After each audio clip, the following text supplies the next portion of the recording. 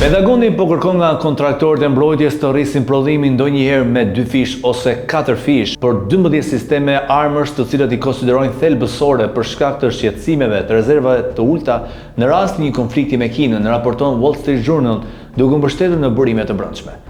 Në listë përfshihen sisteme si Patriot, raketa SM-6 e shumë mjete të tjera. Sipas raportit, Pentagoni vlerëson se shtogjet aktuale mund të mos mjaftojnë për një luftë të gjerë në Indo-Paqësor, ndërsa disa nga këto armë, përfshirë SM-6 dhe interceptorët Patriot, kërkojnë më shumë se 2 vjet për të prodhuar, çka vën në dyshim kohën e rimbushjes.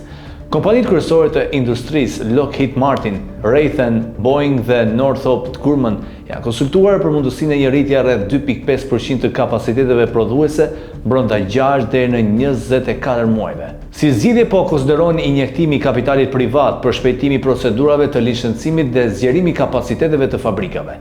Nisma po udhëhiqet nga zëvendës sekretari i mbrojtjes Steve Freiberg përmes këshillit të ri dhe për shpejtimin të prodhimeve të municioneve, i cili po ndjek personalisht avancimin e punës me thirrje javore drejt drejtuesve të kompanisë. Ndërkohë, furnizuesit po punojnë për të shtuar staf dhe kapacitete, por ekspertët paralajmërojnë se rritja e shpejtë e prodhimit do të përballet me sfida të mëdha për shkak të ndërlikimit të zinxhirave të furnizimit.